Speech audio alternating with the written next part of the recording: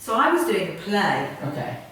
I was doing a play at the Battersea Arts Centre by a play called Sunspots by Judy Upton, who's quite a famous, you know, Judy Upton's famous writer.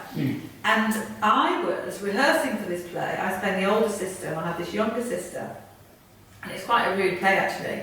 Well, there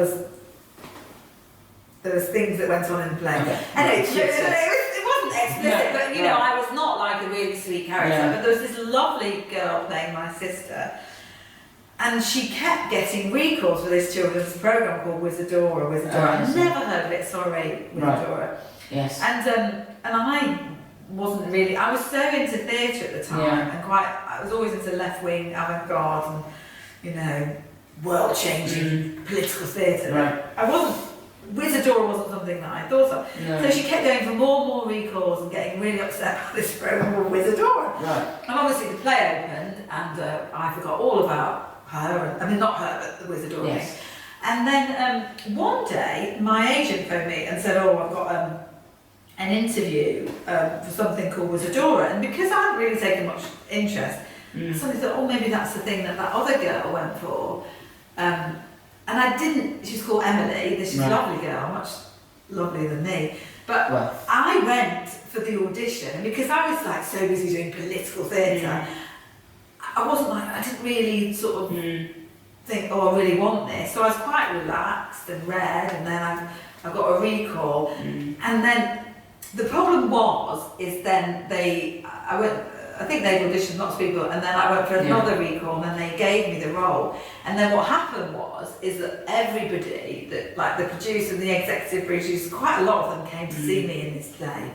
But this lovely girl who really wanted to play Wizadora and who kept being recalled was also in the play. It was only a full-hander, yes. Okay. So it was really awful, and then they all came to the bar afterwards, and I think she knew them, and I didn't tell her that I got to play Wizadora because I felt really bad. Right. And then it happened, and I had a great time. And producer Catherine Kirkwood was a lovely woman, and then the director Alistair, and then there was this beautiful puppeteer called Michael and Barney, and they were just great. And then of course the amazing man. Oh, I forgot his name. You know, Brian Murphy. Brian Murphy is the nicest man, and funniest. Because that was a challenge for him, wasn't it? Because he was so well established in adult television, doing all the sitcoms. So going into a children's programme was a big step for him, but I think it gave him a completely different audience, and I guess made him a household name because of that show, really. Well, he was a lovely. He was known. He was a lovely. And Steve Ride as well. Oh, he was lovely. Yes. And Pippa Postwoman, she was lovely. They were all absolutely. The first series was just really amazing, and I had a great time. And as I said, we stayed in nice hotels. And there was the floor manager was this Irish lady, and I absolutely loved her. It was just very, very happy, but very hard work. Yes. And like so many lines to learn. Right. And as I said, you can't make a mess when you're filming. You can't. Of course. Because every time if I made a mess online, so I was thinking, whizzity blah, blah, blah, blah. Right. And I remember sometimes having these huge monologues of whizzity wing bang wobbly dubbly blah blah blah. Right. Yes. And everything had to be perfect. And then I get through. And you were breaking the fourth wall as well, which was very different back then in children's television. You were talking straight to the camera. Yes. Yeah. I don't know if I.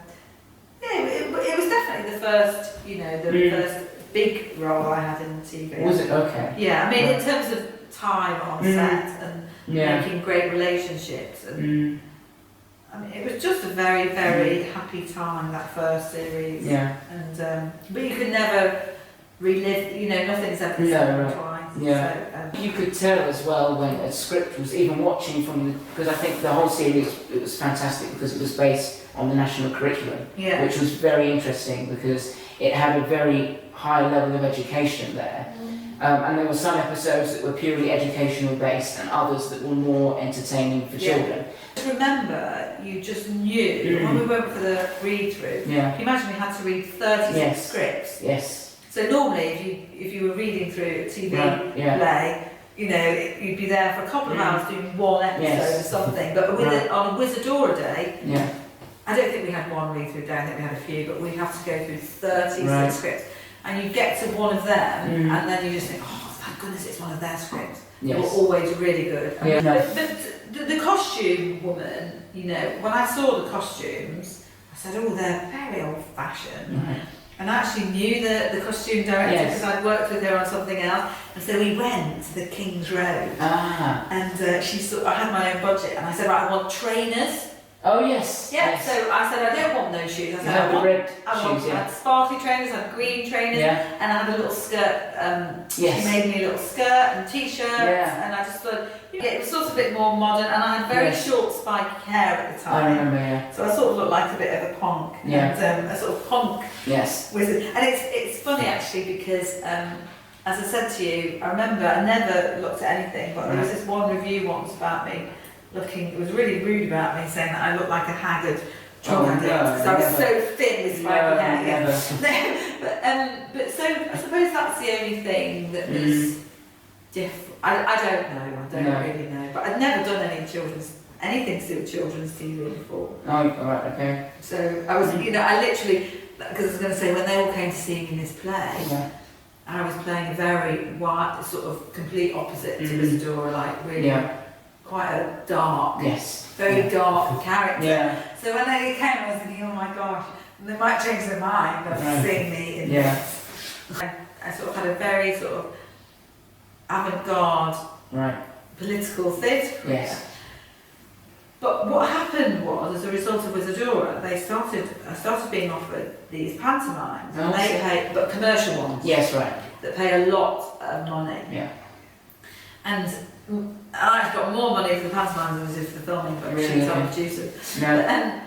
And then what would that's happen? Why people do it. I would, that's it. But it was a very difficult thing for me to do because it's a very different genre. Yeah. Then what would happen was But then it's the nights, isn't it, as well? Because you're out every night. Yeah. And theatre's very different to TV. Yeah, but I used the money from going to do the pantomimes to go travelling. So because of that, I used to just take the money and then spend 6 months in South America, or 6 months in, I went to Australia, I went everywhere. Yeah. I went to Thailand, Malaysia. Wow. Because I just thought, I don't just want to be an actress. No. I want to see the world. Yeah. That was thanks to You're a Wizadora. homage to Wizadora.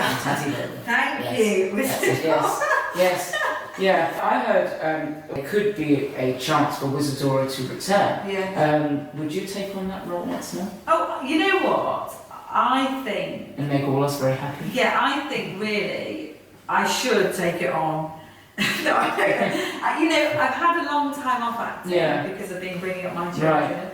And I do think there's not enough older women. And I think that you get older, you get better, you get more experience. I do think there needs to be more older women on the TV. Yeah. We don't all need to be stick thin and beautiful. Yeah. We are allowed to be chubby and grey with wrinkles. Of course, yes. Do you know what I mean? Do you know what I mean? I think that I don't know what I'm going to do with my life. I'd be quite happy to consider being a witch again. There you go.